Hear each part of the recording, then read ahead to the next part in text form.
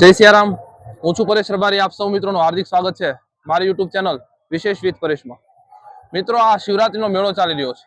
ભજન, ભોજન અને સંત દર્શનનો એક અનેરો મિની મહાકુંભ ચાલી રહ્યો છે। ત્યારે આપણે આવ્યા છીએ પૂજ્ય લક્ષ્મણ બાપુના ઉતારે। લક્ષ્મણ બાપુના નામથી તો આપ સૌ પરિચિત હશે। ભજનના ભીષ્મ પિતામહ એવા લક્ષ્મણ બાપુ છેલ્લા કેટલાય વર્ષોથી આ શિવરાત્રીના મેળામાં પોતાનો ભજન અને ભોજન તેમજ સંત દર્શનનો મેળો કરી રહ્યા છે। ત્યારે આપની બાજુમાં ઉપસ્થિત છે દીપકભાઈ બારોટ, જે બાપુ સાથે કેટલાય વર્ષોથી ભજન કરી રહ્યા છે। બાપુ સાથે ઘણી બધી યાદીઓ છે। બાપુ સાથે કેટલાય વર્ષથી આ શિવરાત્રીના મેળામાં આવીને ભજન અને ભોજન કરે છે। ત્યારે આવો આપણે મળીએ દીપકભાઈ બારોટને અને વાત કરીએ એની સાથે બાપુ વિશે। દીપકભાઈ, આપનું હાર્દિક સ્વાગત છે અમારી યુટ્યુબ ચેનલ વિશેષ વિથ પરેશમાં। દીપકભાઈ, શરૂઆતથી વાત કરો અમને કે બાપુ અહીંયા ક્યારે પહેલા વખત ઉતારો કરેલો અને કેવી રીતે બાપુને આ ઉતારો કરવા માટે પ્રેરણા થયેલી? જય નારાયણ, જય સિયારામ। દીપક બારોટ હું। પૂજ્ય લક્ષ્મણ બાપુ સાથે મારી જર્ની 30 વર્ષની છે। 30 વર્ષની એટલે કે મારી જે એજ હોય એ પૂરી 30 વર્ષ બાપુ સાથે બાપુ મને સાથે રાખી અને આ બધું કાર્ય જે કરવાનું, જે કંઈ કરવાનું બધું બાપુએ મને આ રીતે પ્રેરણા કરી અને આ માર્ગદર્શન આપી અને આ ઉતારો અમે ચાલુ કર્યો। હવે ક્યારથી ચાલુ કર્યો એ આપણે 1995થી ચાલુ કર્યો। 95 બાપુએ 1995માં ચીપિયાવાળાની જગ્યા છે આગળ, અહીંયા લંબે હનુમાનની સામે। તો ચીપિયાવાળી જગ્યામાં ત્યાં ઓસરીમાં ભજન કરતા બાપુ, અને બહુ પબ્લિક, બહુ પાછળ મેળામાં બાપુ પાછળ બહુ પબ્લિક હતી। તો બાપુને એવું થયું કે આપણે એક જગ્યાએ બેસી અને ભજન કરીએ। એટલે બાપુએ ત્યાં 95માં ભજન ચાલુ કર્યા અને પછી 96થી બાપુ એવું થયું, આપણે એમ કે બાપુએ એવો શબ્દ વાપર્યો કે આપણે આમ ઉતારે બધે જવું પડે છે, તો આપણે કંઈક એવું કરી કે લોકો આપણા ઉતારા। એટલે બાપુને પછી 96થી ઓસરીમાંથી સીધો પાછળ જે જગ્યા છે એમાં મંડપ બાંધી અને ઉતારો ચાલુ કર્યો। અને ઓમ ઉતારો 95થી ચાલુ છે, એટલે આ 30મું વર્ષ છે મેળાને। અને મારું ફર્સ્ટ વર્ષ, હું બાપુની જર્નીમાં સ્ટાર્ટ થયો એ જુનાગઢથી જ થયો હતો।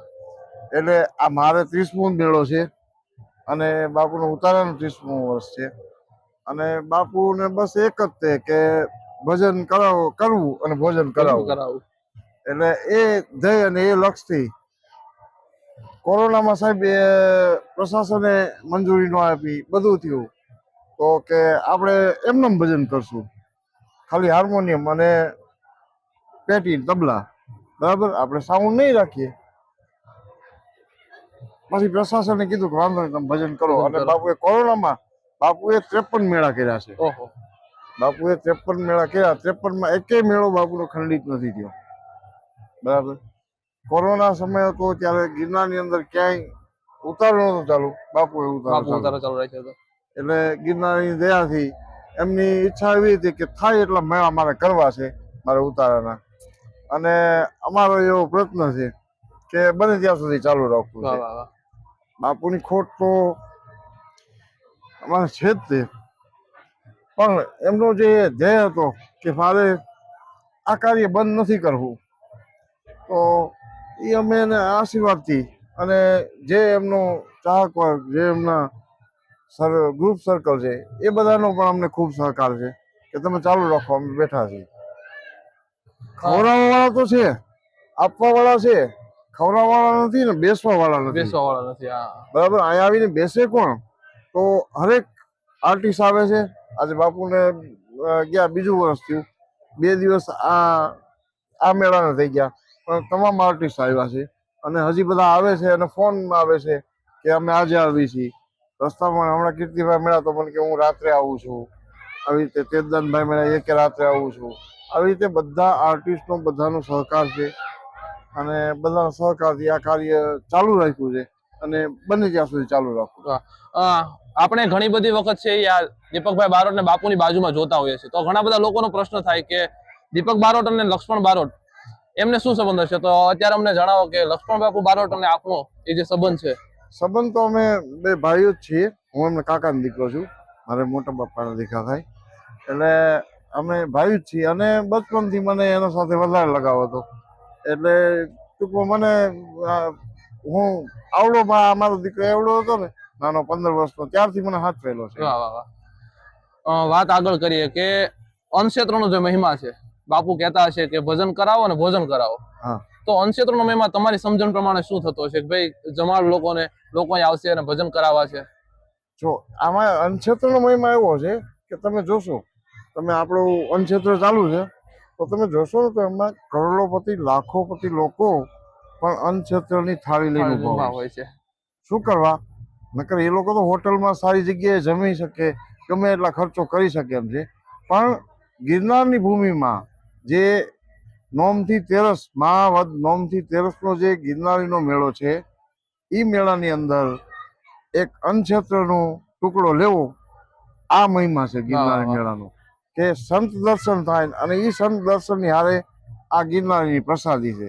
અહીંયા કોઈ બીજી પ્રસાદી નથી હોતી. ગિરનારના મેળામાં તમે જોશો, તમે ગમે ત્યાં મેળામાં જશો, ગમે ત્યાં ઓલા હાકર હશે ને ઓલું હશે, ગિરનારના મેળામાં પ્રસાદી કોઈ નથી. હા, હરિહરનો પ્રસાદ છે. મહાપ્રસાદ રાખે છે. વાહ. પ્રસાદ છે પણ મહાપ્રસાદ. તમે જો હરેક ઉતારા ઉપર લખ્યું છે મહાપ્રસાદ લેવા પધારો, મહાપ્રસાદ ચાલુ છે. દીપકભાઈ આગળ વાત કરું, એકાદો પ્રશ્ન એવો લેવો છે કે બાપુ સાથે તમે 30-35 વર્ષથી આ જર્ની અંદર જોડાયેલા છો, તો આ ગિરનારની ભૂમિમાં ઘણા બધા મેળાઓ કર્યા હશે તમે પણ, તો એવી ક્યારે અનુભૂતિ થયેલી કે નહીં આ ગિરનારની અંદર કંઈક ભગવાન વસે છે? આપણે ઘણા બધા વાત કરતા છીએ કે આપણા 7 ચિરંજીવો હનુમાનજી મહારાજ, વિભીષણજી મહારાજ, રાજા ગોપીચંદ ભરતરી, એ પણ આ ભૂમિ અંદર આ ગિરનારના મેળાની અંદર આવે છે. તો આપને કઈ એવી અનુભૂતિ થયેલી કે નહીં ઈશ્વર છે અહીંયા કંઈક? એટલે એ તમને કહેવાની જરૂર જ નથી. એનું કારણ છે કે ગિરનારની અંદર તમે આવો ને, તમે આડે દિવસે આવજો, કે કાલે તમે અહીંયા પોલીસ ચોકી આગળ નીકળ્યા, કાલે ત્યાં સાવજ બેઠા હતા. હા, બરાબર. કાલે અહીંયા તમને જનાવર મળ્યું હતું, કાલે આ વસ્તુ થઈ હતી, સીડીમાં આ હતું. પણ મેળા દરમિયાન કે પરિક્રમા દરમિયાન કોઈ દિવસ કોઈ જનાવર કે કોઈ ઓલું નથી થતું. અને ભલે મોટા મોટા ઘણા ફંક્શનો થતા હોય, ત્યાં ઘણા અકસ્માતો થાય, ઘણા આ ગિરનારની આટલા ક્ષેત્રફળમાં તમે મેળો પૂરો થાય ને કે 12 લાખ માણસ થયું, 15 લાખ માણસ થયું, બરાબર, છતાંય કોઈ અનહની નહીં. આ ઈશ્વર છે. ઈશ્વર ખુદ આપણે દર્શન, ઈશ્વર નિરંજન નિરાકાર છે. એ આમાં ફરતો હોય અને તમારે જે વિઘ્ન આવતું હોય એ લઈ લેતો હોય. વાહ. દીપકભાઈ, થોડી બાપુ વિશેની વાત કરવી છે કે લક્ષ્મણ બાપુ બારોટ સાથે આપની કોઈ યાદી એવી હોય કે જે તમને અત્યારે યાદ કરવી હોય, એવી એકાદી યાદી બાપુ સાથેની? બાપુ સાથેની યાદીમાં તો જ્યારે 2014 ની અંદર અમે ઉતારો કરતા હતા અહીંયા નરસિંહ મહેતા ધામમાં, તો ત્યારે છે ને એ લોકોએ જરાક જગ્યાની હાનિકાની કરી. એટલે મેં એક નાનું એવું ગ્રાઉન્ડ છે બાજુમાં, નાનું એવું, ત્યાં મેં કીધું આપણે એ જ જગ્યા રાખી લઈએ. મને કે એમાં માણસ જમી ન શકે પૂરા. મારે તો એક આરે 10,000 માણસ, 7,000 માણસ, 8,000 માણસ એમ જમવું જોઈએ. એવી જગ્યા ગોત અને રોડથી નજીક ગોત. અને આપણે ભજન તો ઠીક છે, ભોજન મહત્વ છે. ભજનનું ગ્રાઉન્ડ હતું પાછળ, પણ ભજન નું હતું, ત્યાં માણસ જમવા ન આવે. ગિરનારના મેળામાં કેવું છે, તમે અન્નક્ષેત્ર ખોલશો ને તો રોડની નજીક તમે અન્નક્ષેત્ર રાખશો ને તો તમારું જમવા આવશે. બરાબર. તમે પાછળ આગળ ઉતારો કરશો ને પાછળ હરિહર કરવા લઈ જશો ને તો માણસ આવશે નહીં. એટલે એટલો તમે પ્રસાદ ના લઈ શકો. એટલે બાપુનો પહેલેથી એક હરિહર કરાવવાનો ભાવ અને ભોજનનો ભાવ, એ એક ક્ષણ મને યાદ રહી ગઈ કે નહીં, ગમે એમ થાય તેવું હોય તો તું પ્રકૃતિ ધામ રાખ, ગમે એમ કર. કમિશનર સાહેબ ને કે. વાહ. દીપકભાઈ, આપે અમારી સાથે વાત કરી અને એટલો સમય કાઢ્યો એ માટે આપનો આભાર. આપે પણ આ વિડીયોને છેલ્લે સુધી જોયો અને બાપુ વિશેની જે વાતો છે દીપકભાઈ બારોટે આપણને કરી એ આપે જોઈ, એ બદલ આપનો પર આભાર. જય સિયારામ. જય નારાયણ. જય સિયારામ.